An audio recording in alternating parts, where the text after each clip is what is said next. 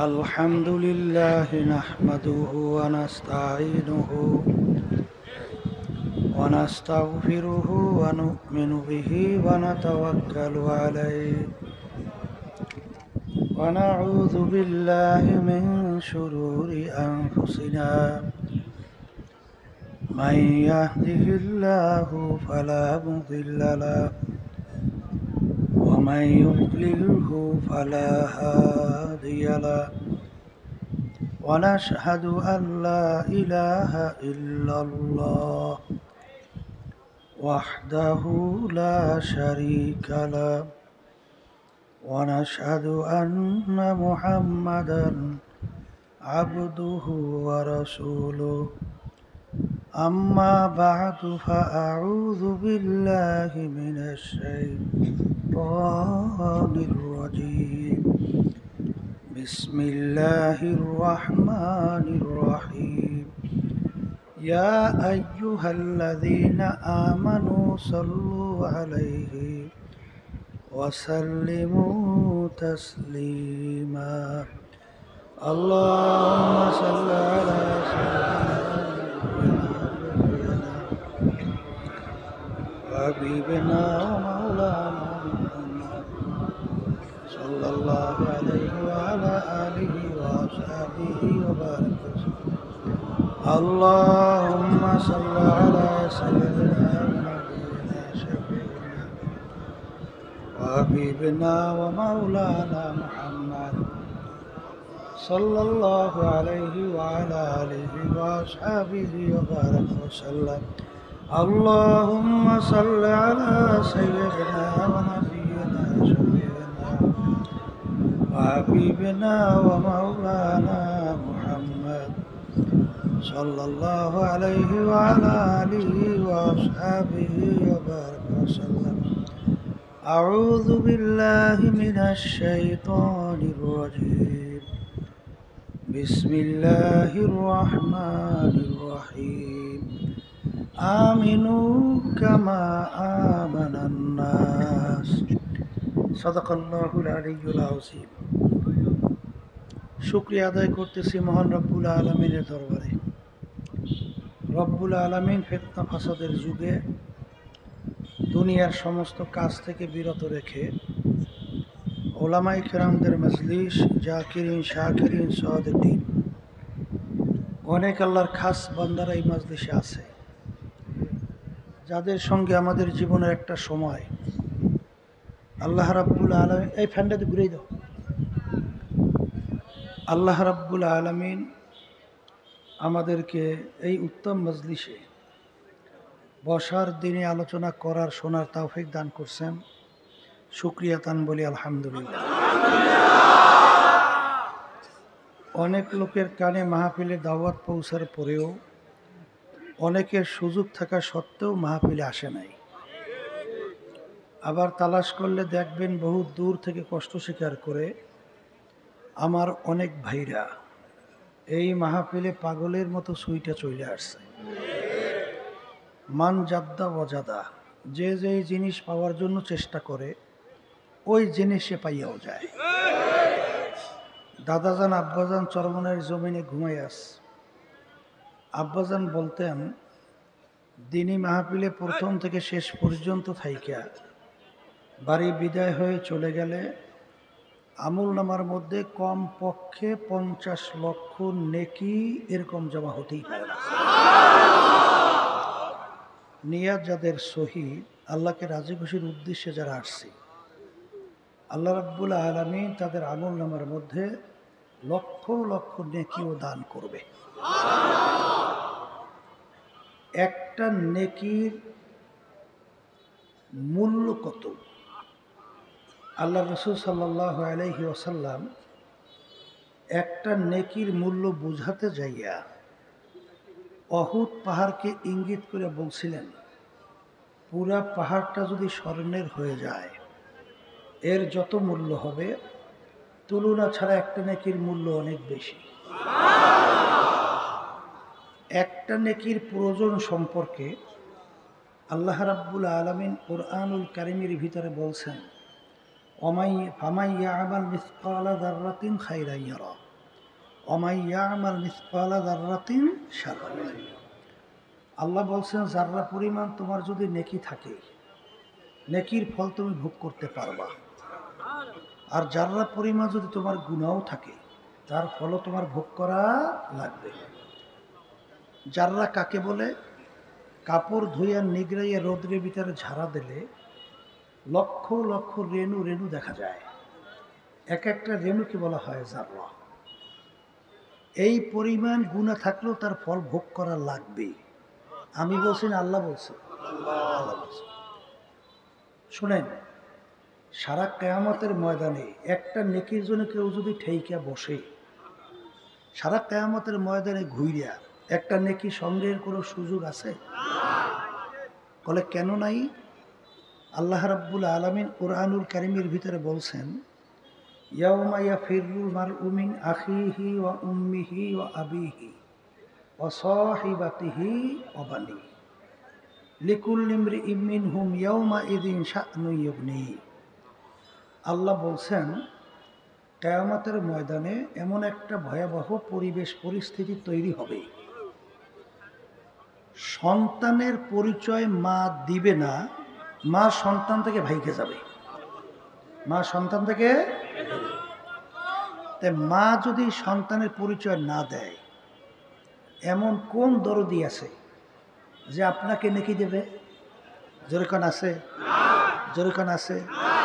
তাই যদি নাই থাকে, এই নেকি সংগ্রহের জায়গা কোথায়? বলেন দুনিয়ায়। কোথায়? আর দুনিয়া মাজরাতুল আখিরাহ। দুনিয়াটাই হলো আখিরাতের ফসল কামাই করার জায়গা। আজকে যারা মাহফিলে আসছেন, নিয়াত যাদের সহি, আল্লাহ যদি কবুল করে, একটা দুইটা না, লক্ষ লক্ষ নেকি আল্লাহ আমলনামায় দান করবে। অনেকে আবার মনে মনে বলতে পারে, হুজুর সমস্ত কাজকর্ম ফালাইয়া মাহফিলে আসছি, লক্ষ লক্ষ নেকি কামাই করছি, এর বিনিময়ে যদি পাশের কোনো দোকানে এই নেকির বিনিময়ে যদি 1 কেজি চাউল কিনতে চান, কোনো দোকানদার এই লক্ষ লক্ষ নেকির বিনিময়ে 1 কেজি চাউল দেবে? একটু আসতে কর। তা 1 কেজি চাউল পাওয়া যায় নাই।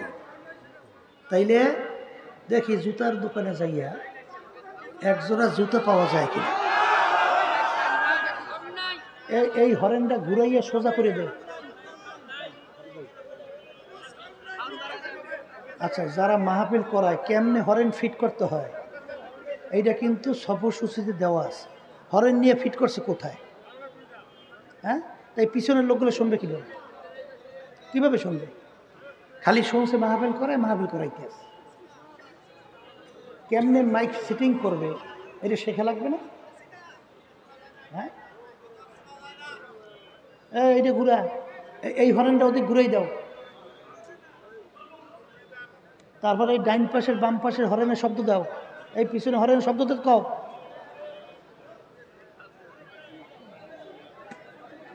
তাই যেই কথা বলতে চাইছিলাম, এই বেটা খালি পিছনে শব্দ বাড়াও কা, পিছনে শব্দ বাড়াইলে কথা বুঝাইবে? এই হরেনের শব্দ দেখ।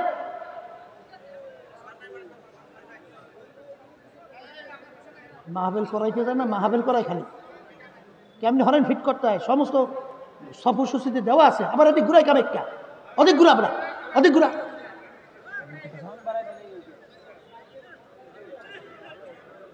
জানে না, হনে না, একটা মাইক লইয়েছে একটা।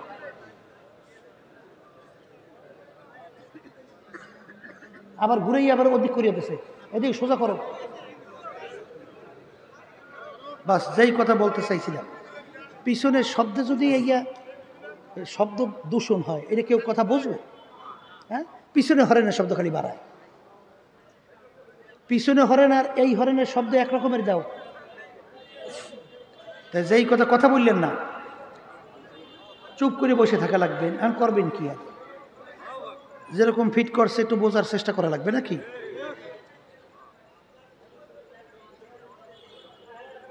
জুতার দোকানে যাইয়ে যদি একজোড়া জুতা চান, এই নেকির বিনিময়ে একজোড়া জুতা কেনা যাবে? এখন অনেকে মনে মনে বলতে পারে, হুজুর জুতার দোকানে যাই একজোড়া জুতা পাই নাই, চাউলের দোকানে 1 কেজি চাউল পাই নাই। এত কষ্ট করে যদি নেকি কামাই করিয়া লাভটা কি জোরে বলেন, কথা ঠিক না? শোনেন, দুনিয়ার ভিতরে এক একটা বাজারে তার কিন্তু ভিন্ন ভিন্ন তার মূল্য আছে না নাই? যেমন লন্ডনের পাউন্ড সচরাচর বাংলাদেশে সব দোকানে ওর বিনিময়ে কিছু কেনা যায়? আমেরিকার ডলার সচরাচর সব ওর বিনিময়ে কিছু কেনা যায়? এই সৌদি আরবের রিয়াল ওর সচরাচর বাংলাদেশে ওর বিনিময়ে কিছু কেনা যায়? ওর মূল্য নাই। লন্ডনের পাউন্ডের মূল্য কোন জায়গায়? লন্ডন। আমেরিকার ডলারের মূল্য কোন জায়গায়? আমেরিকায়। সৌদি আরবের রিয়ালের মূল্য কোথায়? সৌদি আরব। তা এইভাবে দুনিয়ার ভিতরে যদি এক একটা দেশ এক একটা বাজারের এক একটা ভিন্ন ভিন্ন টাকার তার মূল্য থাকতে পারে, তাহলে নেকিরও কিন্তু একটা ভিন্ন বাজার আছে, কথা ঠিক আছে? সেই নেকির বাজার চালু হবে দুনিয়াতে, চিরতরে চক্ষু বন্ধ, নেকির বাজার চালু। তখন একটা নেকির কত মূল্য হবে, যার একটা নেকির ঠেকা বাজবে সেই একমাত্র বুঝবে, অন্যকে বোঝানো সম্ভব না। আর এই নেকি কামাই করার জায়গা কোথায়?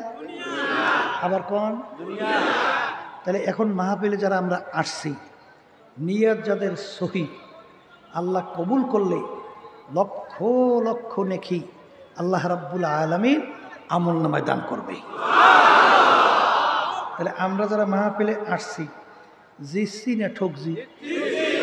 আর যারা মাহফিলে আসে নাই, আবার কথা কন। শোনেন, কিয়ামতের ময়দানে আল্লাহ রাব্বুল আলামিন এই বন্দা বান্দিকে মাফ করার জন্যে ওসিলা তালাশ করবে। কি তালাশ করবে? হাদিসের ভিতরে আসছে, আল্লাহর বান্দাকে আল্লাহ মাফ করবে এরকম কোনো আমল বান্দার নাই, এরকম কোনো আমল নাই। আল্লাহ রাব্বুল আলামিন বলবেন, ফেরেশতারা দেখো তো আমার বান্দা তার জীবনে কখনোই হক্কানি আলেমদের সঙ্গে এক দস্তারখানে মাজলিসে বসছে কিনা। ফেরেশতারা তালাশ করে বলবে, রব্বুল আলামিন জীবনে একবার পাওয়া গেছে, জীবনে একবার বসছিল। আল্লাহ বলবেন, যা এও ছিল ওকে আমি মাফ করে দিলাম। আজকে যারা মাহফিলে আসছেন, নিয়াজ যাদের সহি, এই ওসিলে আল্লাহ মাফ করতে পারে না? জোরগান পারে কি পারে না? এখন এই মাহফিলে আসার গুরুত্ব এবং নেকির গুরুত্ব সম্পর্কে যে আলোচনা করলাম, এইটা বুঝবে কারা? বলেন যারা মানুষ। বলেন কারা বুঝবে? আর মানুষের সুরাতে আবু জাহাল, উতবা সাহেব, আবু লাহাব মার্কা, এরা কি আমাদের এই আলোচনা বুঝবে? গুরুত্ব দিবে? বরঞ্চ আমাদের কথা শোনার পরে ওরা একজন আরেকজনের গায়ে হাসতে হাসতে ঢইলা ঢইলা পড়বে, এমনকি টিটকারিও মারবে। কথা ঠিক নেবে? ঠিক। তাই আমি বলছিলাম, এটা বুঝবে কারা? আবার কন। তাহলে এই কথার মাধ্যমে আমি মূলত বোঝাতে চাই যে আসলে মানুষের সুরাত আকৃতি হইলেই মানুষ হওয়া যায় না। কলেজ যদি মানুষের সুরাত আকৃতি হইলেই মানুষ হওয়া যেত, তাহলে আল্লাহ রাসূল সাল্লাল্লাহু আলাইহি ওয়াসাল্লাম এবং আবু জাহাল দেখতে অঙ্গ প্রত্যঙ্গ, এই সূরা সিরাত কোনো পার্থক্য ছিল? আল্লাহ রাসূল সাল্লাল্লাহু আলাইহি ওয়াসাল্লামের চক্ষু মুবারক কয়টা ছিল? আবু জাহিলের চক্ষু, আল্লাহর হাবিবের হাত মুবারক, আবু জাহিলের হাত, পায়ের দিক থেকে, কানের দিক থেকে, অঙ্গ কোন প্রত্যঙ্গে।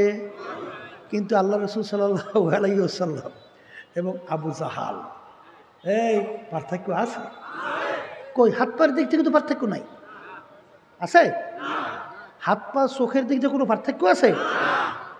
এই জন্য এক কবি বুঝাতে যেয়ে বলছিলেন, গর্বা সুরাত আদমে সাবুদে আহমাদু বুদু জেহলে হাম এক সাবুদে। আল্লাহ রাসূল সাল্লাল্লাহু আলাইহি ওয়াসাল্লামকে দেখতে, আবু জাহালকে দেখতে অঙ্গ প্রত্যঙ্গে কোনো পার্থক্য নাই, কিন্তু আল্লাহ রসুলের নাম শুনলে দুরুদ শরীফ পড়া ওয়াজিব হয়ে যায়। আল্লাহ রসুল সাল্লাল্লাহু আলাইহি ওয়াসাল্লামের নাম শুনলে দুরুদ শরীফ পড়া ওয়াজিব হয় না? না পড়লে গুনাহ হয় না? আর আবু জাহালের নাম শুনলে আমাদের জবান থেকে কি বের হয়? লাআনাতুল্লাহি আলাইহি, আল্লাহর গজব ওর উপরে পড়ছে, আরো পড়ুক। তাহলে অঙ্গ প্রত্যঙ্গে মানুষের আকৃতি কোনো দিক থেকে পার্থক্য ছিল?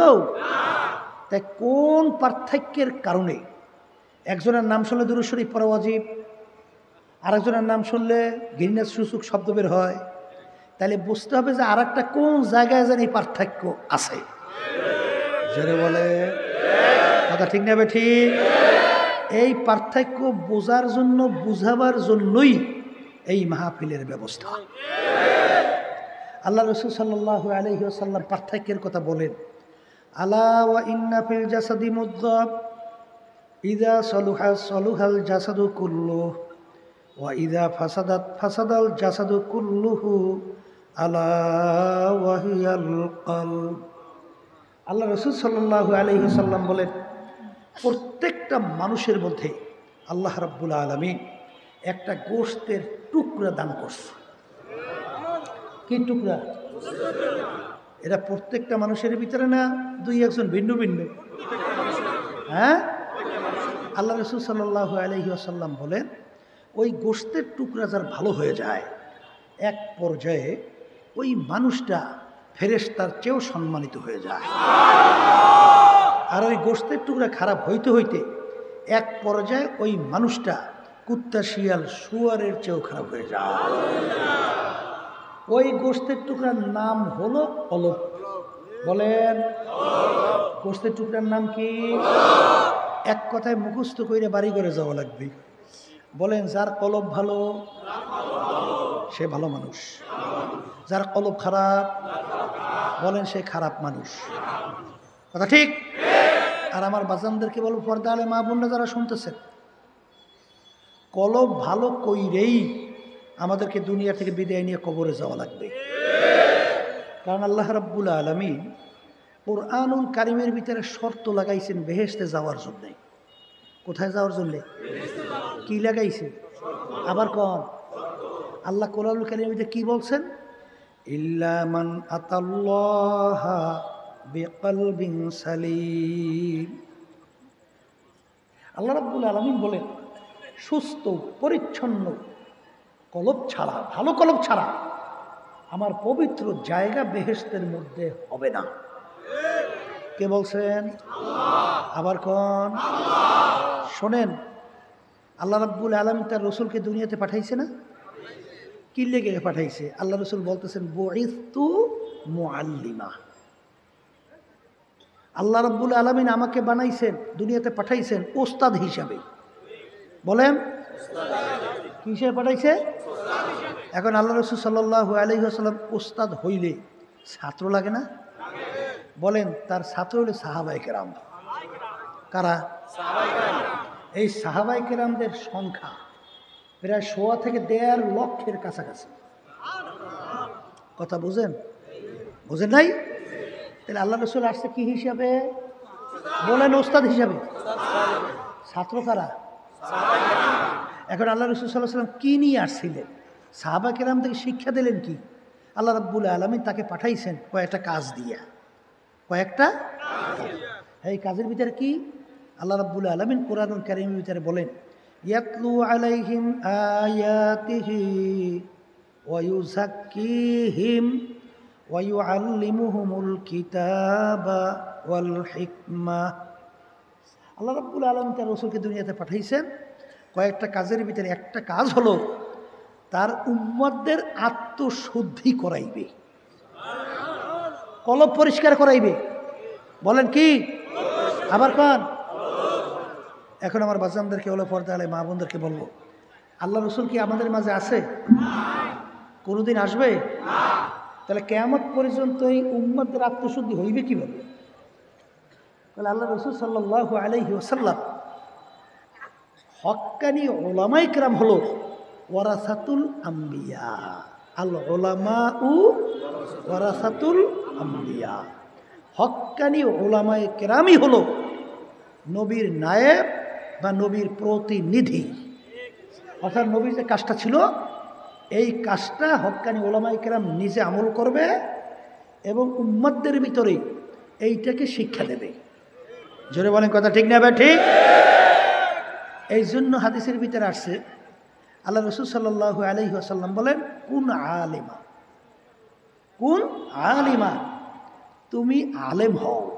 যদি আলেম না হও তাইলে আলেমের কি হও? ছাত্র হও। নালে আলেমের বাপদাদা হও, আত্মীয় হও। নালে আলেমকে মোহাব্বত করো। পঞ্চম নম্বর কেউ হইও না। যেটা বলে কথা ঠিক না ভাই? ঠিক। পঞ্চম নম্বর, এই যে আপনারা আসছেন, ওলামায়ে কেরাম বয়ান করতেছে না, আপনারা শিখতেছেন না, কথা কয় না। এখন আপনারা আলহামদুলিল্লাহ তলেবেলে বইছেন তো, কথা কয় না, শিখতেছেন না। এখন শিখবেন তো। এক শ্রেণী আমার বাজানরা আছে, ওই গ্রামে একটা কথা আছে, সত্য মিথ্যা দরকার নাই, এইটা শিক্ষা গ্রহণ করার জন্য। দাদা আর নাতি, দাদা আর হুজুরদের ওয়াজ শুনতে গেছে, হুজুরদের ওয়াজ। এখন দাদা নাতি ওয়াজ শোনার পরে বাড়ি রওনা করছে। এখন বাড়ি যাইতে হইলে মাঝখানে খাল বাজে, খাল, খাল বোঝেন? বোঝেন তো? খাল পার হইতে হইলে তো যদি লঙ্গি এইভাবে থাকে বেজে, আর লঙ্গি উপরে উড়াইয়া পার হওয়া যায়। এখন দাদার নাতি খাল পার হইবে, দাদার সামনে, নাতি পিছনে। এখন দাদা তো খাল পার হওয়ার জন্য লঙ্গি উপরে উঠেছে, এখন খালের ভিতরে নামতেছে। নাতি পিছন থেকে ডাক দিয়ে বলে, দাদা ব্যাপার কি? একটু আগে হুজুরদের বয়ান শুনে আসছেন ফরজ তরক করা হারাম, আপনি এখনই ফরজ তরক করিয়ে আপনি যে খালের মধ্যে নামতে আছেন। পিছনে ফিরিয়ে বলতে আছে, বিপদেই পড়ছি, নতুন ওয়াজ শুনুন না তো। আজ পর্যন্ত হুজুরদের ওয়াজ শুনতে শুনতে দাঁড়িয়ে পাইকে গেছে। আজ পর্যন্ত হুজুরদের ওয়াজ খালের এপারে আনি নেই, ওপারে রেখেছি। আর আজকে হুজুরদের বয়ান শুই নেই, খালের উপরে নিয়ে আসতে চাও? আয় বুঝছি, আয়, হইছে, লাগবে না। এরকম এক শ্রেণী ওয়াজ শুনুন না, আছে না নাই? হ্যাঁ।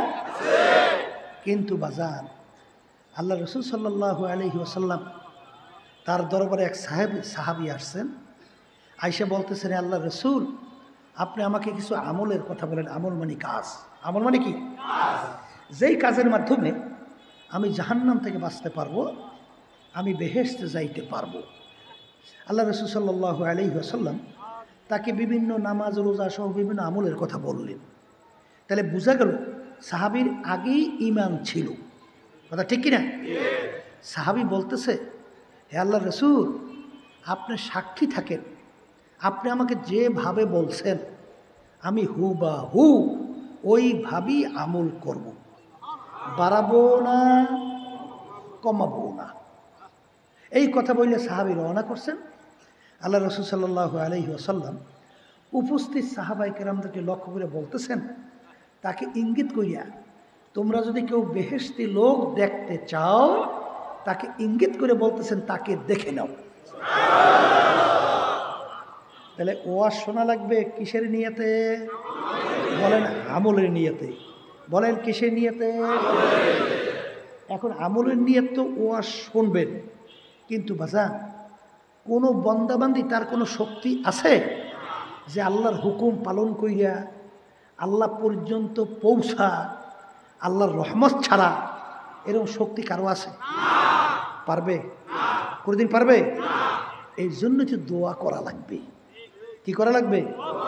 তাআত তৌফিক তাআত হামজাতু ইয়ামানাত ওয়া ইজাবাত হামজাতু। ছোট মায়ের দুধ পানকারী বাচ্চা জোর করে মায়ের দুধ পান করবে, এই শক্তি বাচ্চার আছে? হ্যাঁ। কিন্তু বাচ্চার কিন্তু একটা অস্ত্র আছে, যখন তার পেটের ভিতরে ক্ষুধা লাগে তখন বাচ্চা ওয়া ওয়া করে চিল্লায়। বাচ্চার কান্না শুইনা মায়ের হাতের কাজ ঠাস কইরা পইরা যা। এই সন্তানের কান্না মা সহ্য করতে পারে? মা পাগলের মতো দৌড়েই আসে, আইসা দেখে সন্তানের তামাম গায়ে পায়খানা প্রস্রাবে ভরা। মা সন্তানকে রাগ করে আগুনেও ফালায় না, পানিতেও ফালায় না, বাচ্চাকে ধোয়াইয়া মায়ের কোলের ভিতরে নিয়ে আদর করে। এই কথা ঠিক না ভাই? ঠিক। এই আমাদের এই তরিকার মুরব্বী রশিদ আহমদ গাঙ্গুই রহমাতুল্লাহ আলাইহি বলেন, বাজান আল্লাহ এবং বান্দা বান্দির মধ্যে এই ৭০,০০০ নূরের পর্দা আছে। একটা পর্দা পার হইবে বান্দা বান্দি ৫০০ বছরের মতো সময় লাগে। একটা পর্দা পার হইবে এরকম হায়াত পাওই না মানুষ কেউ আছে? হ্যাঁ, একটা পর্দাই পার হইতে পারে না। ৭০,০০০ পর্দা পার হয় কোন সময়? হ্যাঁ, কিন্তু যেই আল্লাহর বান্দা বান্দির উপরে আমার মালিকের রহমতের নজর আইসা যায়। কি নজর? বলেন বলেন। মুহূর্তের মধ্যে ৭০,০০০ নূরের পর্দা পার হইয়া আমার মালিকের সঙ্গে সাক্ষাৎ হয়। এই আল্লাহ রাসূল সাল্লাল্লাহু আলাইহি ওয়াসাল্লাম একদিন সাহাবায়ে কেরামদেরকে বলতেছেন, হে আমার সাহাবারা, আল্লাহর রহমত ছাড়া কেউ বেহেশতে যেতে পারবে না। সাহাবায়ে কেরামরা বলতেছেন, আল্লাহ রাসূল আপনিও কি আল্লাহর রহমত ছাড়া বেহেশতে যাইতে পারবেন না? আল্লাহ রাসূল সাল্লাল্লাহু আলাইহি ওয়াসাল্লাম বলেন, আমিও আল্লাহর রহমত ছাড়া বেহেশতে যাইতে পারবো না। কি আল্লাহর রহমত ছাড়া বেহেশতে যাওয়ার কোনো উপায় আছে? বনী ইসরাইল হাদিসের ঘটনা জানেন না? বনী ইসরাইলের ঘটনা। এক আল্লাহর বান্দা 1000 বছর ইবাদত করছে। কত বছর? সারা রাত তাহাজ্জুদের ভিতরে দাঁড়াই দাঁড়াই আল্লাহকে ডাকছে, সারাদিন রোজা রাইখা আল্লাহকে ডাকছে। এরকম কত বছর? এখন এরকম ইবাদত করার পরে মনে একটু খেয়াল আসে না যে এর বিনিময়ে পার হয়ে জান্নাতে যাইতে পারবো? কথা বলে আসে না? এখন সে তো মন্তব্য করিয়া বসছে এর বিনিময়ে জান্নাতে যাওয়া যাইবে। হাদিসের ভিতরে কিসসা ঘটনা আল্লাহ রাসূল সাল্লাল্লাহু আলাইহি ওয়াসাল্লাম বয়ান করেন। এই কিয়ামতের ময়দান, জাহান্নামের আগুন জ্বালাইবে না? আসতে কর, জ্বালাইবে না? পাশে আগুন জ্বালাইলে পাশ থেকে একটা আগুনের ঝাঁপ আসে না? আসে না? ওই আল্লাহর বান্দাকে আল্লাহ রাব্বুল আলামিন হুকুম করবেন ফেরেশতাদেরকে, ওই বান্দাকে নিয়ে জাহান্নামের আগুনের পাশে নিয়ে দাঁড় করো। আগুনের ধাপ তার শরীরের ভিতরে ঢুকতে ঢুকতে কলিজা শুকিয়ে যাবে না? এখন পানির জন্য চিৎকার মারবে কি মারবে না? এই গরমের দিন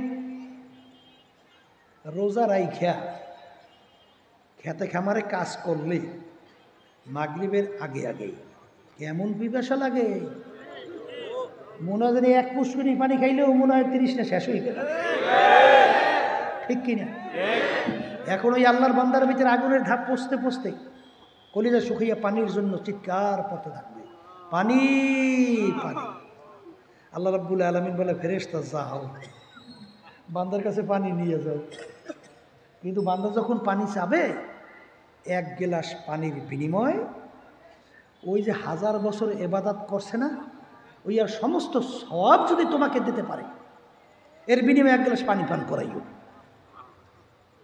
ঘটনা তাই হবে। বান্দা তো পানির জন্য চিৎকার মারবে, ফেরেশতা পানি নিয়ে কাছে যাবে, ভাই আমাকে একটু পানি খাওয়া। বিনামূল্যে পানি দেই না ভাই, মূল্য পাবো কোথায়? বলে 1000 বছর যে ইবাদত করছো সব যদি আমাকে দিতে পারো, বিনিময়ে 1 গ্লাস পানি। বলে ভাই আমার রুহুটা বের হইয়া যায়, তুমি সব নিয়ে যাও, আমাকে 1 গ্লাস পানি পান করো। আল্লাহর বান্দা যখন 1 গ্লাস পানি পান করবে, আল্লাহ রাব্বুল আলামিন ডাক দেবে, হে বান্দা দাঁড়াও। 1 গ্লাস পানির বিনিময় 1000 বছর ইবাদতের সওয়াব তাকে দিয়া দিলা, আর দুনিয়ার ভিতরে হাজার হাজার লক্ষ লক্ষ গ্লাস পানি তোমাকে আমি পান করাইছিলাম। এর বিনিময় তুমি আমাকে কি দিবা? বিনিময় দিয়া সামনে যা। বান্দা সেজদায় পইরা কাঁদবার বলে, মালিক তোমার রহমত ছাড়া বেহেশতে যাওয়ার কোনো উপায় না। তখন আল্লাহ রাব্বুল আলামিন বান্দাকে মাফ করবে, বান্দা বেহেশতে চলে যাবে। কি কি বুঝছেন? তাইলে আল্লাহর রহমত ছাড়া বেহেশতে কেউ যাইতে পারবে? হ্যাঁ, তাই আর রহমত কার উপরে আসে, দয়া কার উপরে আসে? এই মালিকের গোলাম। মালিক বলে গোলামকে ডানে চলতে, গোলাম যায় বামে। মালিক বলে বামে যা, যায় কোন ডাইনে। মালিক বলে গোলামকে সামনে চলতে, ও যায় পিছনে। আবার কয় পিছনে যা, যায় সামনে। এই গোলামের প্রতি মালিক খুব খুশি না? একটু আসতে কম খুশি না? বরঞ্চ ওই গোলামের দেখতেই পারে না। কিন্তু মালিক যেরকম বলে সেরকম যদি ও চেষ্টা করে, পারুক বা না পারুক, মালিক তো দেখে। সেই গোলামের বিরুদ্ধে খুশি নেবে। আমার মালিক তোমাকে আমাকে সৃষ্টি কইরা আমার মালিক পরীক্ষার হলের ভিতরে পরীক্ষা দেওয়ার জন্য দুনিয়ায় পাঠাইছেন। আমার মালিকের কিন্তু তোমার আমার নামাজের কোনো প্রয়োজন নাই। আছে? আল্লাহ রাব্বুল আলামিন তোমার আমার নামাজ দিয়ে করবে কি? তার নামাজের খুব দরকার? আর একটু কথা কন। আচ্ছা, আমাদের রোজার খুব দরকার? দরকার নাই। হজের খুব দরকার? যাকাত? আচ্ছা, তাইলে নামাজের দরকার নাই, রোজার দরকার নাই। এই যে আমরা কোরবানির পশু জবাই করি, এর রক্ত গোশত আল্লাহর কাছে পৌঁছে কি? পৌঁছে তোমার আমার ভিতরের অবস্থানটা পৌঁছে। কথা ঠিক না ভাই? ঠিক। তাহলে মালিক আমাদেরকে দুনিয়ায় পাঠাইছেন পরীক্ষার হলে পরীক্ষা করার জন্যে। আবার কন, দুনিয়ায় পাঠাইছেন কেন? পরীক্ষার হলে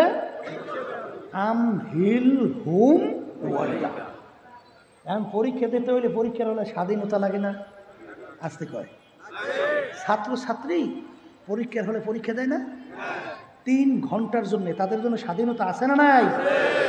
আচ্ছা, 3 ঘন্টা ছাত্রছাত্রীকে সুযোগ দেয়, প্রশ্ন দেয়, লেখার জন্য পত্রও দেয়। ছাত্রছাত্রী যা মনে কয় তা 3 ঘন্টায় যদি লেখে, বাধা দেওয়ার কোনো আইন আছে? ভালো করে বোঝেন, কোন আইন আছে?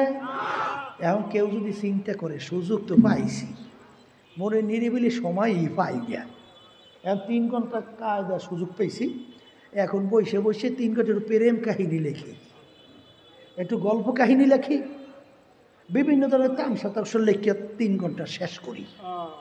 হ্যাঁ, তো 3 ঘন্টায় গল্প কাহিনী লেখে শেষ করছে। ফলাফল যখন বের হয়েছে,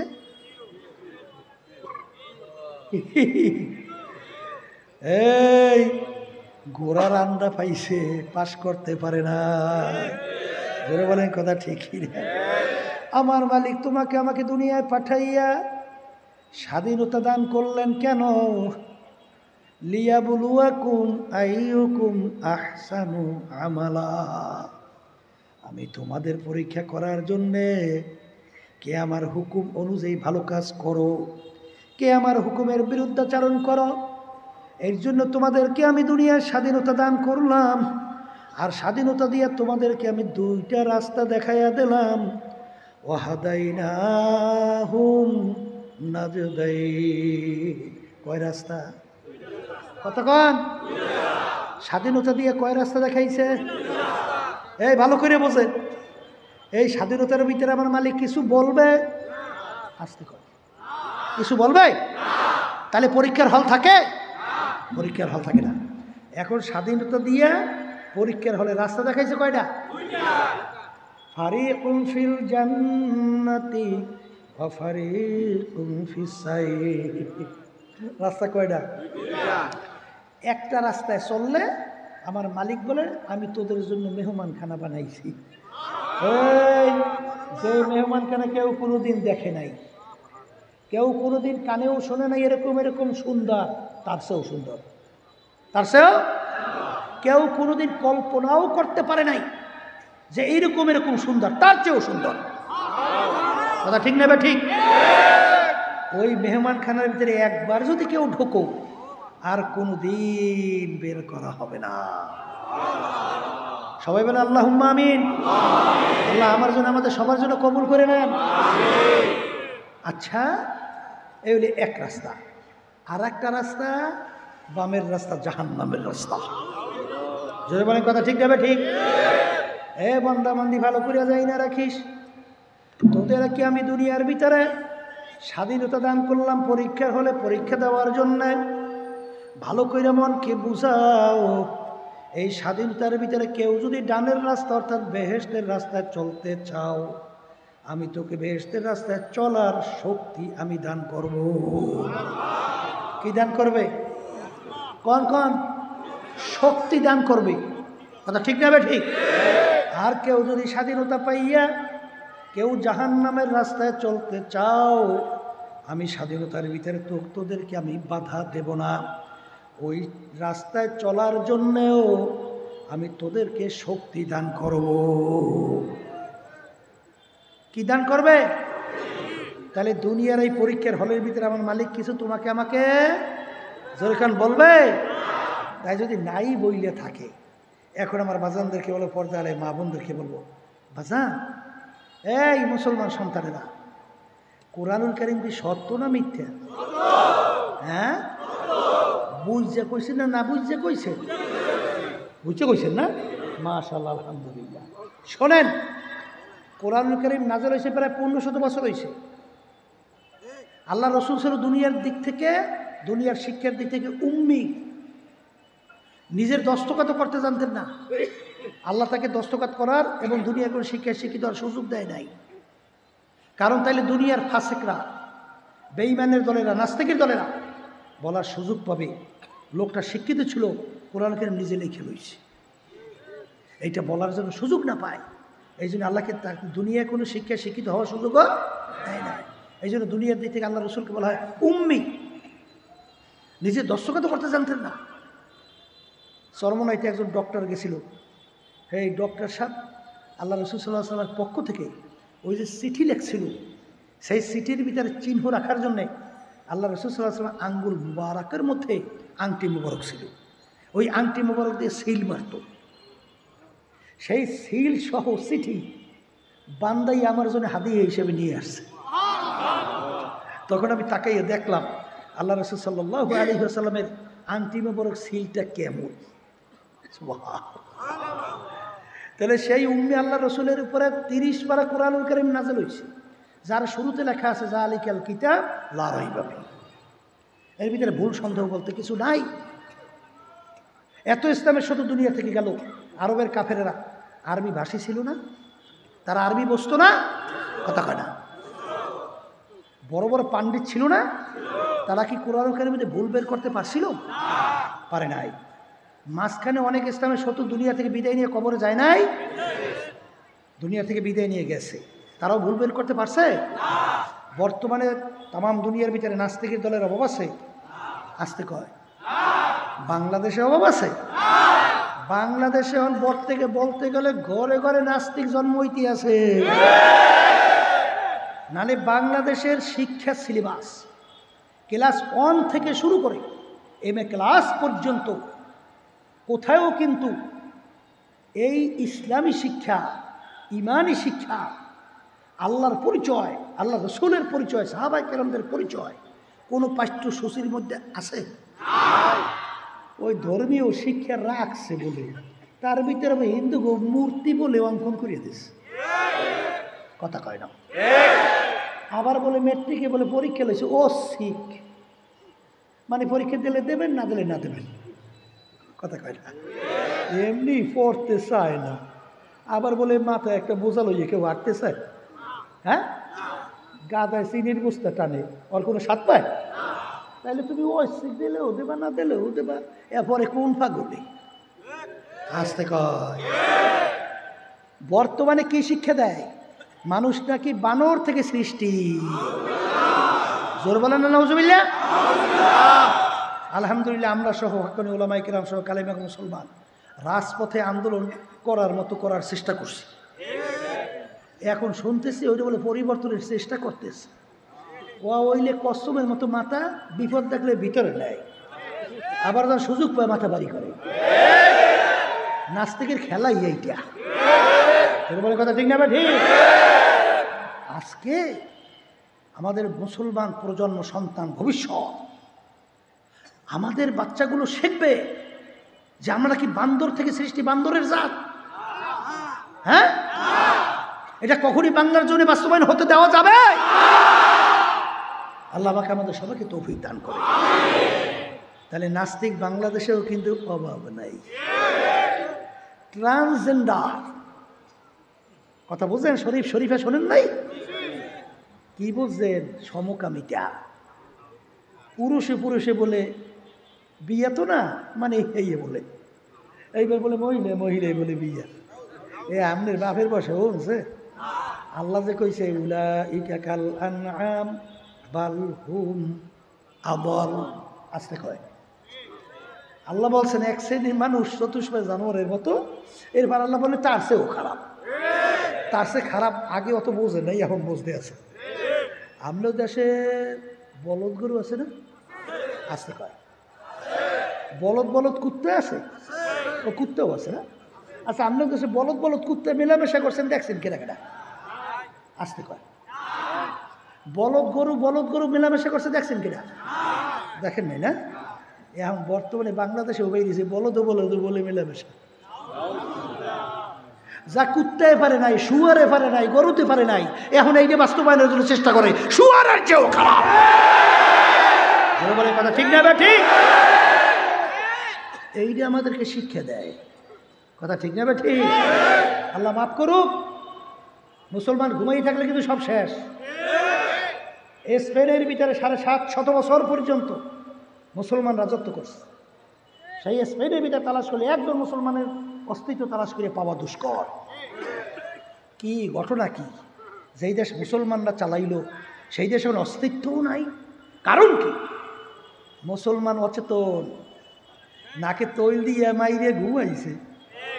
আর ওরা তো বইছে না, ওরা আস্তে আস্তে গাছের গোড়ার শিকড় কাটতেছে। কাইটে একসময় যখন নাকি শিকড় কাটা শেষ, ইসলাম নামক গাছটাকে সয় ফেলছে। কথা ঠিক? ভারত উপমহাদেশ শত বছর মুসলমানরা রাজত্ব করছে না? না করে নাই? আজকে মুসলমানরা রাজত্ব করতে পারতেছে এই ভারত উপমহাদেশে? হইল কি? ইস্ট ইন্ডিয়া কোম্পানির এই ব্যবসার নামে ইংরেজরা ভারত উপমহাদেশের ভিতরে ঢুকিয়া মুসলমান এক শ্রেণীর আছে, এই যে আজকে যৌনচার, বুঝেন নাই? অবাধ মেলামেশা, এই চিত্ত বিনোদন, ব্যয়পনা, শ্লীলতা, এর মাধ্যমে পশুর মতো চরিত্র সমাজে প্রতিষ্ঠিত করতে চায়। পশুর মতো যদি সমাজ হয়, এই পশুর মতো সমাজ দেখি ধর্মকর্মের কথা শোনে? আর একটু আসতে কর। আল্লাহ রাসূল সাল্লাল্লাহু আলাইহি ওয়াসাল্লাম একদিন সাহাবায়ে কেরামদেরকে নিয়ে বয়ান করতেছে। আল্লাহ রাসূল বয়ানের ভিতরে বারবার বাইজে যায়, ঠিকমতো বয়ান করতে পারতেছেন না। জিবরাইল আলাইহিস সালাম আসছে, আয়েশা বলতেছেন আল্লাহ রাসূল ব্যাপার কি? আপনি অন্যান্য সময় বেধড়কভাবে আলোচনা করেন, আজকে বারবার বাইজে যান, কারণ কি?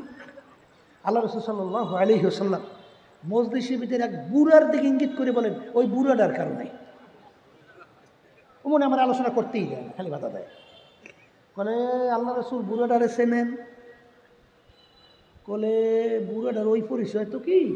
জিবরাইল আলাইহিস সালাম বলেন, বুড়াটার একটা পরিচয় হলো বুড়াটা জারজ। বুড়াটা কি? আবার একটু কন। জারজ বুঝছেন? কি বুঝছেন? হ্যাঁ, আচ্ছা। এখন আল্লাহ রাসূল সাল্লাল্লাহু আলাইহি ওয়াসাল্লাম ওর ব্যাপারে যত এই ভবিষ্যৎবাণী বলছেন সব মিলে গেছে, কিন্তু ও যে জারজ এইটা জানবে কেমনে? এক পর্যায়ের মাকে জোর করে ধরার পরে ওর মা স্বীকার করছে যে অন্যর সঙ্গে মেলামেশার মাধ্যমে তুই জন্মগ্রহণ করছে।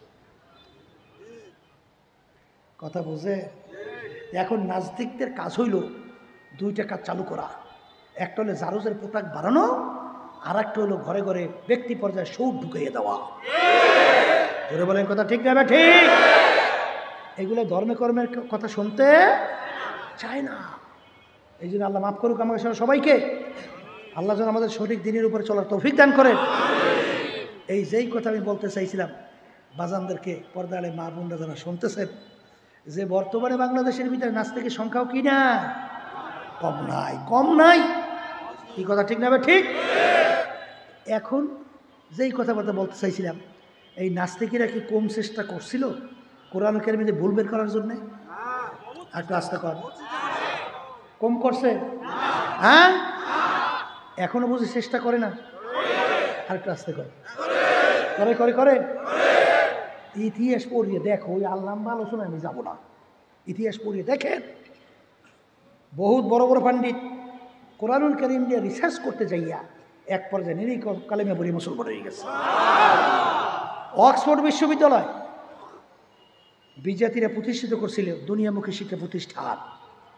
সেখানে এখন মূল ফটকের মধ্যে পরিষ্কার লেখা আছে, সর্বযুগের সর্বশ্রেষ্ঠ আইন প্রণেতা, তার নাম হলো মুহাম্মদুর রাসূলুল্লাহ। কথা ঠিক না? ঠিক।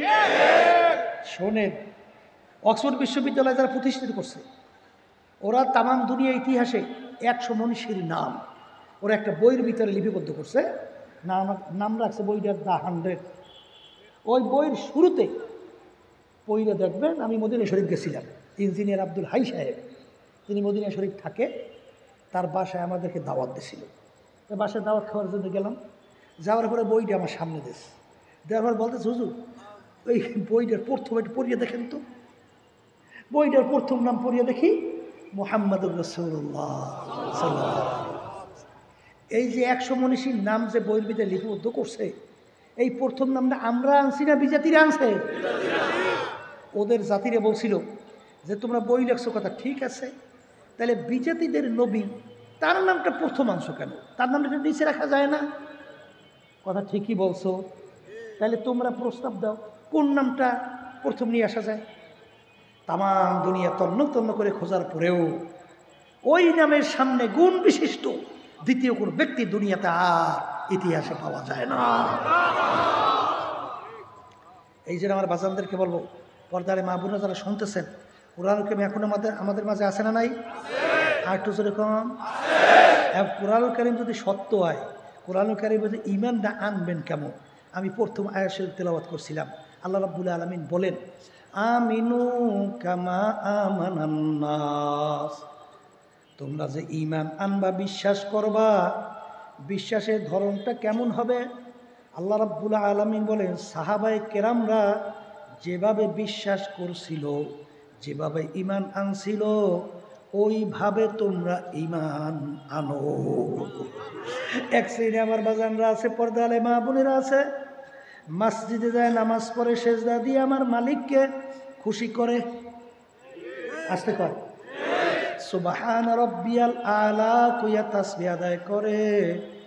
আবার যখন বাহিরে নামে, দুনিয়ামুখী মানব রচিত কুফরি তন্ত্রমন্ত্র, জালেম, সরকারি মাল লুটপাট করে, জনগণের সঙ্গে জুলুম করে, মিথ্যাচার, খুন খারাপির অভাব নাই, ইসলামের বিরুদ্ধাচারণ করে, মানব রচিত আইন বাস্তবায়নের জন্য চেষ্টা করে, তাদের সাথে দলে জড়াইয়া তাদের পক্ষ ইয়া তাদের পক্ষে স্লোগান দেয়। একটু আস্তে কর, আমিনু কামা আমানান নাস। সাহাবায়ে কেরামদের ঈমানের ধরন কেমন ছিল? ও আবু বকর সিদ্দিক রাদিয়াল্লাহু তাআলা আনহু যুদ্ধের ময়দানে ইসলামের পক্ষে যুদ্ধ করে, তার ছেলে তখনও মুসলমান হয় না, কাফেরের পক্ষে যুদ্ধ করে। ছেলে মুসলমান হওয়ার পরে এক পর্যায়ে বলে, আব্বাজান অমুক যুদ্ধে আপনি এমন কায়দায় আমার সামনে পড়ছিলেন, ইচ্ছা করলে আপনাকে আমি কতল করতে পারতাম। কি করতে পারতাম? এই মাথার দ্বিখণ্ডিত করতে পারতাম, কিন্তু করি নাই। কেন? যেহেতু আপনি আমার আব্বাইয়ের জন্য আপনাকে আমি কতল করি নাই। আবু বকর সিদ্দিক রাদিয়াল্লাহু তাআলা আনহু বলেন, বাবা আমি খোদার কসম করে বলছি, ওই সময় যদি তুমি আমার সামনে পড়তা, সঙ্গে সঙ্গে তোমার মাথাকে আমি দ্বিখণ্ডিত করে ফেলতাম। কারণ কারণ তখন তুমি আমার আল্লাহর শত্রু। কার কার কার কার? তখন তুমি আমার রাসূলের শত্রু, তখন তুমি মুসলমানদের শত্রু, তখন তুমি আমারও শত্রু। আমিনু জোরে কর। ঈমান হলো সাহাবায়ে কেরাম যেভাবে ঈমান ছিল, নামাজ পড়া আল্লাহরে খুশি রাখার জন্যে, হজে যাওয়া আল্লাহকে খুশি করার জন্যে, যাকাত দেওয়া আল্লাহকে খুশি করার জন্যে। আর যারা আল্লাহর বিরুদ্ধাচারণ করে, আল্লাহর নীতি আদর্শের বাহিরে মানব রচিত তন্ত্রমন্ত্র কুফরি বাস্তবায়নের জন্য চেষ্টা করে, তাদের সঙ্গে জড়াইয়া দল করো। তুমি ভালো করে যাইনে রাখো, এই ধোঁকাবাজি আল্লাহ রাব্বুল আলামিনের দরবারে ঈমান নিয়ে ওঠার কোনো কায়দা নাই। যারা বলে কথা ঠিক না বে ঠিক? এই জন্য আমার বাজানদেরকে বলবো, পর্দা আলে মা বোনদেরকে বলবো, ভালো ভালো করে মনকে বুঝো, তারপর কবরে রওনা করো। কারণ বাবা, কবরে কিন্তু কোনো দলাদলি চলবে না। কেউ যদি কবরে যাইয়া বলো আমি চরমোনাইয়ের মুরিদ, এই পরিচয় কিন্তু কবরে চলবে না। জোরে কথা চলবে?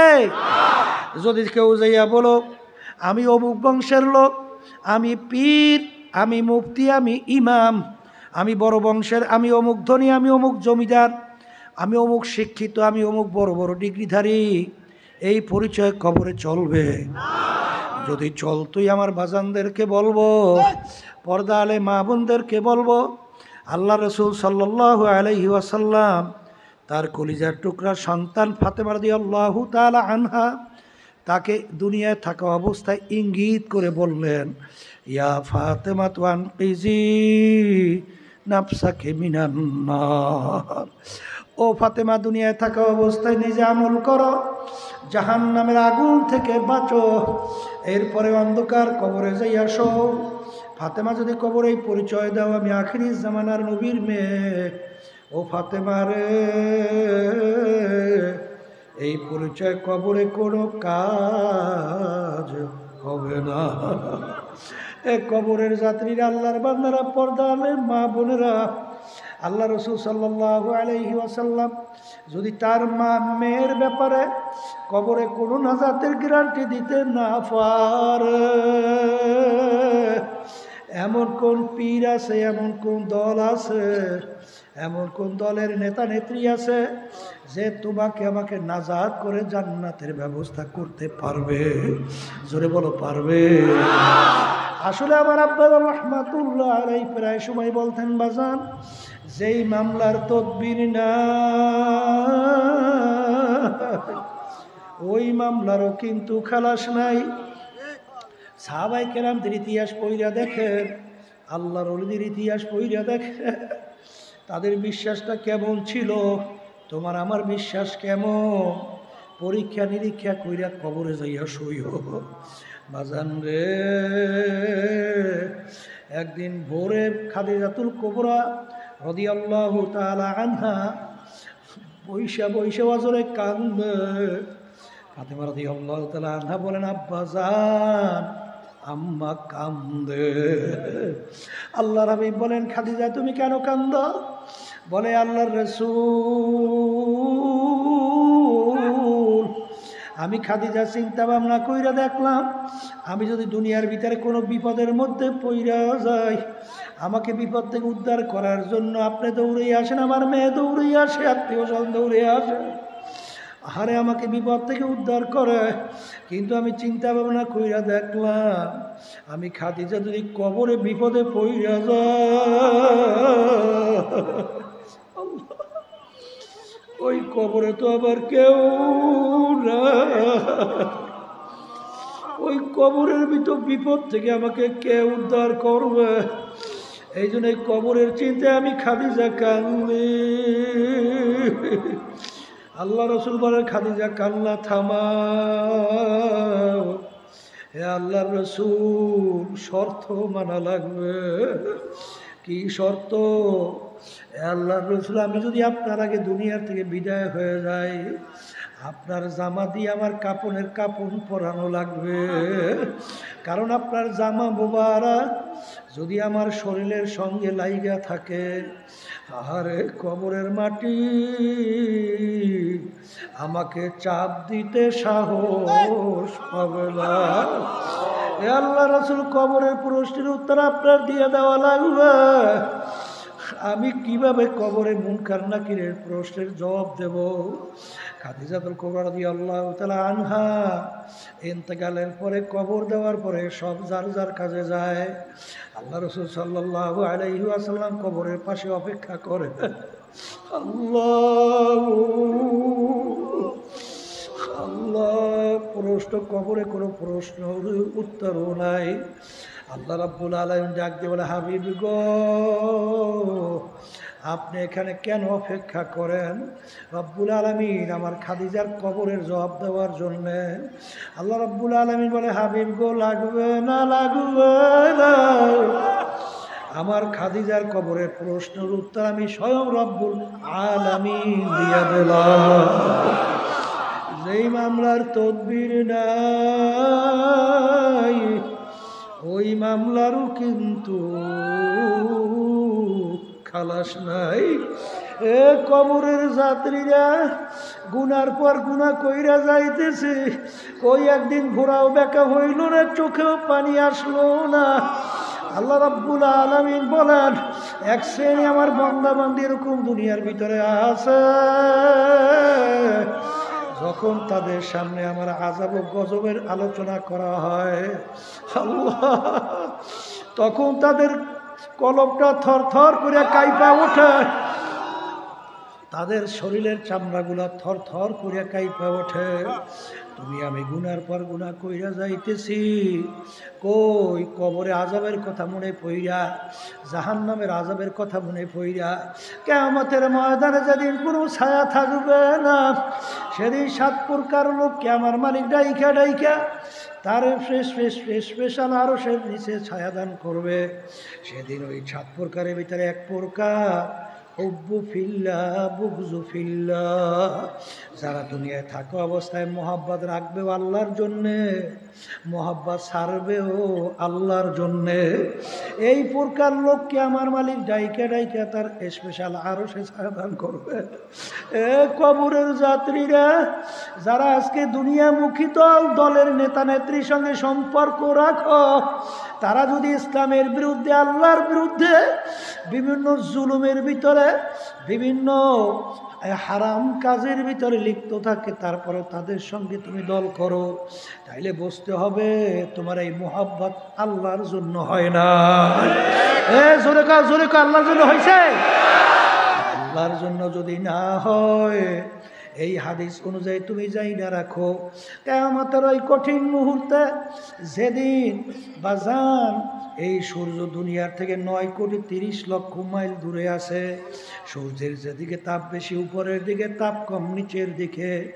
বাজান গরমের দিনে দুপুরের সময় ঠান্ডা জমিনে যখন সূর্য তাপ দেওয়া শুরু করে, ওই সূর্যের তাপে তোমার আমার কলিজা শুকাইয়া বাজান পাগলের মতো কেউ ছায়ায় গাছের নিচে দৌড়ায়, কেউ পারে ঘরের নিচে ছাদে যায়।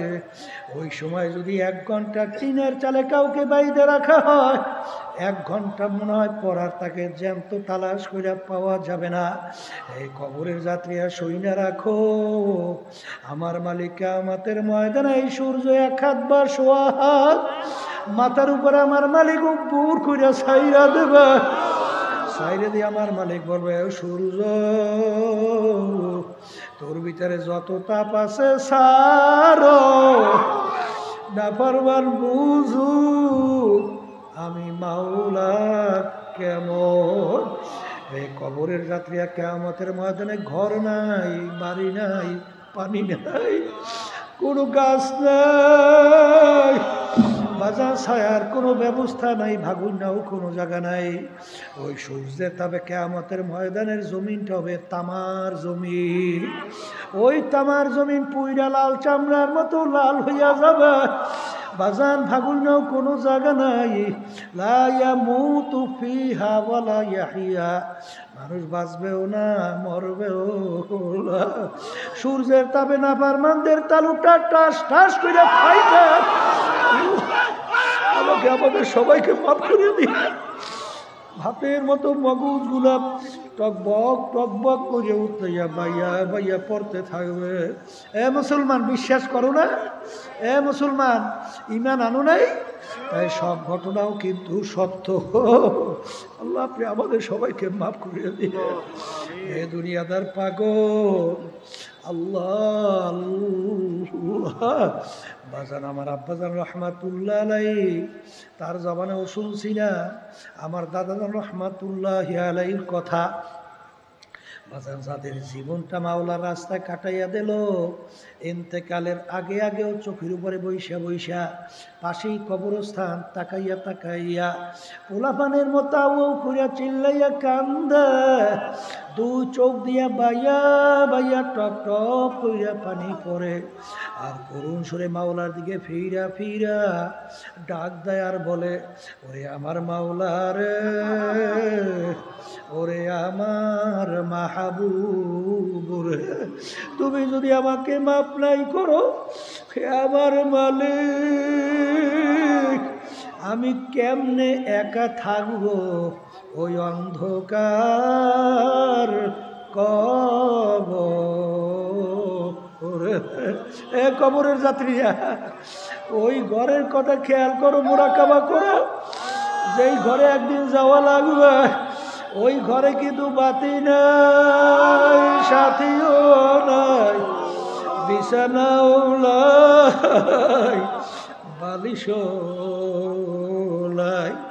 এই কবরের যাত্রীরা, আল্লাহ রসুল সাল্লাল্লাহু আলাইহি ওয়াসাল্লাম বলেন, হে আব্দুল করিম, হে রেজাউল করিম, হে আমার উম্মতেরা, কবর দৈনিক তোমাকে ডাক দিয়া বলে, হে আব্দুল করিম, আনা বাইতুল ওয়াহদা, আনা বাইতুল জুলমা, আনা বাইতুল জুর, আমি একাকির ঘর, আমি অন্ধকারের ঘর, আমি পোকামাকড়ের ঘর। আল্লাহ, ওই ঘরে যদি আমার মাওলা বাতি না জ্বালায়, ওই ঘরে তো আর কেউ বাতি জ্বালাই না থাকবে না, বরঞ্চ নাফরমান দিক বিদিক হারাই আমার মালিককে ডাকবে, আল্লাহ আল্লাহ। আমার মালিক ডাক দিল, ওরা নেবো খারাপের দলে না, দুনিয়ার ভিতরে তোদেরকে আমি পাঠাইছিলাম, স্বাধীনতা দান করছি পরীক্ষার হলে, পরীক্ষা দেওয়ার জন্যে আমি তোদেরকে দুইটা রাস্তায় স্বাধীনতার পরে দেখাইয়া দিছিলাম, তুই যেরকম ইচ্ছা সেরকম করছো, দুনিয়ার ভিতরে ধরাকে সরা জ্ঞান মনে না কইরা, আমার হুকুম না মাইনা আমার নাফরমানি কইরা, যা মনে কয় আমাকে তুই সেরকম তুই চলছো, দুনিয়ার ভিতরে যেরকম স্বাধীনতায় তুই ভুইলা গেছিলি, এরকম কবরে তুই শত শত বছর আমাকে ডাকবি, আমি এইভাবে তোকে আমি ভুইলা গেলাম, একবারও তোর ডাকে সাড়া দিব না। আমার মালিক ডাক দিয়ে বলে, কবরের মাটি, নেমুক হারামকে সমস্ত নেয়ামত আমি দান করছিলাম দুনিয়ার মধ্যে, ওদের চক্ষু দিছিলাম দেখার জন্যে, কান দিছিলাম শোনার জন্যে, জবান দিছিলাম কথা বলার জন্যে, আরে নেয়ামত দিছিলাম খাওয়ার জন্যে, ওরা আমার হুকুম মানে নাই, আরে দুনিয়ার স্বাধীনতা পাই আমাকে ভুইলা গেছিল। এ কবরের মাটি, আমি একে ওইভাবে ওকে ভুইলা গেলাম, দুই পাশ থেকে এমনভাবে চাপ মারো, এক পাজরে হাত ঢেলে অন্য পাজরে মিশাইয়া দিও। আল্লাহ রসুল বলেন, কবরের মাটি এমনভাবে চাপ মারবে, সাহাবায়ে কেরামদের দুই হাত উঠাইয়া আল্লাহর হাবিব আঙ্গুল এরকম ফাঁকা ফাঁকা কইরা এরকম এক আঙ্গুল আর এক আঙ্গুলের মধ্যে ঢুকাই, আল্লাহ রসুল বলেন, এক পাজরে হাত দিয়ে অন্য পাজরে একভাবে ঢুইকা যাবে। আল্লাহ আপনি আমাকে মাফ করিয়ে দেন, আমাদের সবাইকে মাফ করিয়ে দেন। আর যেই মামলার তকবীর নাই, সেই মামলারও কিন্তু খালাস নাই। এই জন্য বাজান আল্লাহ ইতিহাস পইরা দেখবে সব সময় তারা মাওলার দরবারে কাঁদতেই থাকতো, কারণ চোখের পানি ছাড়া জাহান্নামের আগুন কিন্তু ঠান্ডা হবে না। বাজান সাহাবায়ে কেরামদের ইতিহাস পইরা দেখো, আল্লাহর ওলিদের ইতিহাস পড়ে দেখো, তারা কিন্তু কাঁদতে কাঁদতে মাওলার কবরে চইলা গেছে। কিন্তু তুমি গুনার পর গুনাহ কইরা যাইতেছ, কই একটু চিন্তাও নাই, চেষ্টাও নাই, চোখেও পানি নাই। হয়তোবা আল্লাহ মাফ করুক, কপাল মোনায় পুইরা গেছে, নালে কেন তোমার চোখে পানি আসে না? বাজান মান বাকা মিন খশিয়াতিল্লাহ হারামাল্লাহু তিলকাল আইনা আলান নার। আল্লাহ রাসূল সাল্লাল্লাহু আলাইহি ওয়াসাল্লাম বলে, যেই চক্ষু মাওলার ভয় কাঁদবে ওই চক্ষুর জন্য জাহান্নামের আগুন হারাম হয়ে যাবে। এই জন্য আমার বাজানদেরকে বলবো, পর্দারে মা বোনদেরকে বলবো, বাজান মা পেলে আসছি, সবাই কিন্তু মন দিল নরম, সবাই কিন্তু মন চায় গুনার থেকে ফেরবে, নেকের কাজ করবে, আমার মালিকের হুকুম মানবে, তারপর দুনিয়া থেকে বিদায় নিয়ে কবরে যাবে। কিন্তু বাজান বাড়ি ঘরে রাস্তাঘাটে যাওয়ার পরে দিলের এই অবস্থা কিন্তু আর থাকতে চাইবে না। এই যে আল্লাহ রাব্বুল আলামিন হুকুম করছে, ওয়া কুনু মা'আস সাদিকিন, তোমরা সাদিকিন বান্দাদের সঙ্গী হও। এই যে আমার বাজানদেরকে বলো, পর্দারে মা বোনদের যারা শুনতেছে, মালিক যখন মাহফিল নিয়ে আসছে, যদি চরমনার তরিকা ভালো লাগে, এই আজকে তাওবার ভিতরে নিয়াত কইরা ফেলাইয়েন, বর্তমান পীর সাহেব হুজুর চরমনায় তার কাছে মুরিদ হয়ে গেলাম। আর যদি চরমনার তরিকা ভালো না লাগে, যে কোনো এক সহি তরিকায় যাও, সেখানে যাইয়া তাদের সঙ্গে স্পর্শে থাকো, চোখে পানি নিয়া গুনার থেকে ফিরা নেকের কাজ কইরা, কলম নরম কইরা, মাওলার হুকুম মাইনা নবীর তরিকা অনুযায়ী চইরা কবরে যাওয়ার আল্লাহ তৌফিক আমাদেরকে দান করুক। আল্লাহুম্মা আমিন। এই ঘরের মেয়ে লোকেরা হাত উঠাও, গুনার কথা মনে করো, দুই চোখের পানি ফালাও, মাওলার দরবারে কান্দো আর মাপ চাও। যদি কান্না না আসে, মনকে বুঝাও রে মন, একদিনে ঘরে দরজা দিয়া নতুন বউ হয়ে উঠছিল রে মন। কত মেয়ে লোকে শরবত খাওয়াইল, কত মেয়ে লোকে বাতাস করলো, আবার এমন একটা দিন আসবে এই ঘরের দরজা দিয়া মরা লাশ হইয়া বের হওয়া। ছেলে কানবে মামা করে, মেয়ে কানবে মামা করে, জবাব তো আর দিবা না। আল্লাহ পেটে মাঠে দিয়ে চাইয়া দেখে আপনার বান্দারা কিভাবে কান্দে। মালিক আমাদের ছেলেও মরে নাই, মেয়েও মরে নাই, গুনাহ করে বসছি রে, মাফ করে দেন গো মাওলা, মাফ করে দেন। আল্লাহর বান্দা জোর করে কান্দে, জোর করে কান্দে। সন্তান মারা গেলে চোখে পানি আসে, সন্তান নষ্ট হয়ে গেলে চোখের ভিতরে পানি আসে। তোমার আমার গুনার কারণে জাহান্নামের আগুন জ্বলছে, জাহান্নামের আগুন চোখের পানি সারা ঠান্ডা হবে না। আল্লাহ যাদের উপরে মাহফিল হইল, যারা মাহফিলের জন্য চেষ্টা খাটনি সাহায্য করলো, আমরা যারা মাহফিলে উপস্থিত হয়ে গেলাম, আমাদের সবার উপরে খাস মেহেরবানি নাযিল করেন আল্লাহ। আল্লাহ আমাদের আম্মা আব্বা দাদা দাদু নানা নানু আত্মীয় স্বজন, আমাদের মুজাহিদ ভাইরা, মা বোনেরা, দিনদারেরা, ওই অন্ধকার কবরে যারা শুইয়া আছে, মালিক আমরা দোয়া করলাম তাদের কবরকে বেহেশতের বাগান বানায়া দেন। আল্লাহ মাহবুবকে আপনি হেদায়েতের জরিয়া বানায়া দেন। সুবহান রাব্বিকা রাব্বিল ইজ্জাতি আম্মা ইয়াসিফুন, ওয়া সালামুন আলাল মুরসালিন আলহামদুলিল্লাহি রাব্বিল আলামিন।